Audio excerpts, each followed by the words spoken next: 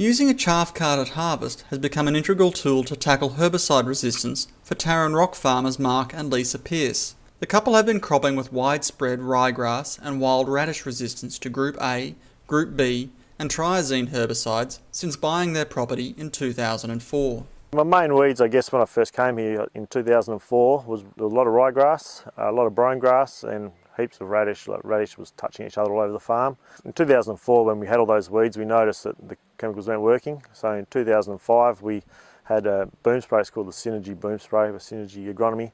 They come out and they spray in the crop and take out the whole crop and just see what survives. And that's where we got good readings from that, found where our resistance levels were.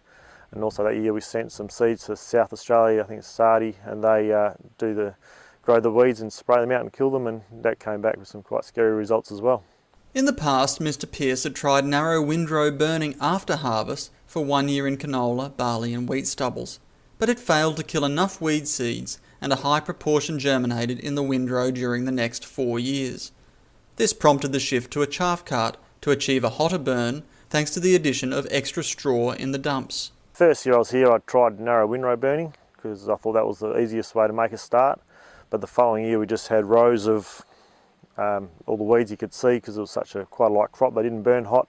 But we decided we wanted to concentrate all the weeds in piles and we could get a lot hotter burn, and we also get the benefit of the sheep grazing them. So since we've had that, with the small amount of sheep we run, we haven't really had to feed sheep since. But we certainly noticed a massive difference in the brome grass and the ryegrass and the radish in that time.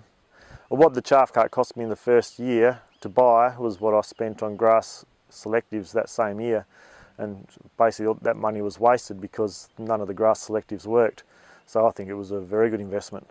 But it wasn't all smooth sailing. Mr. Pearce had trouble with the traditional blower system attached to the chaff cart. A move to a conveyor belt system in 2012 reduced stress on the harvester by eliminating blockages, improving the flow of chaff from the header to the cart, and increasing straw content for a better burn. We had the blower system, but it was very hard on the header, a lot of vibration and so a lot of cracking the header up. So we made our own belt because last year no one was prepared to put one on an aftermarket one, they're still trialling them.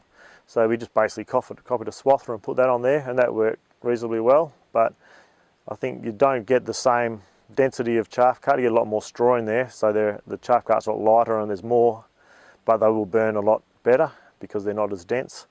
So I think it's definitely a lot better. I was thinking about moving away from it, the amount of damage it was doing to the header, but now I've got a trailing one. It's just a matter of unhooking it from a header and putting it onto another one, and away you go. You don't have to modify the header at all.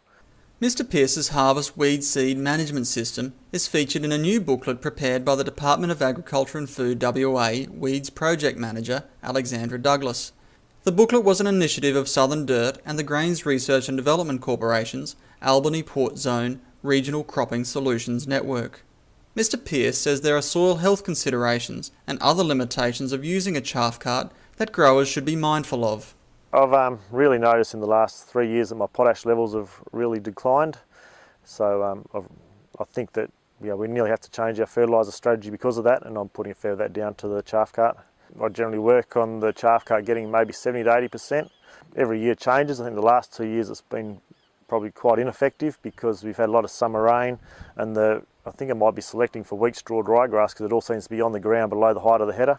So that's something you need to be aware of. If you get it off nice and early and without rain, it's all still standing up. But as soon as the ryegrass falls over, you can't get it with the header, so the chaff cart's ineffective. Overall though, the implementation of a chaff cart as part of his weed control system has been a great success. I've definitely had a lot of success by reducing my weed numbers, and it's not only about boosting grain production, it's also about reducing input costs, which is one of the big things we're looking at now is cost management, and it's really good for that.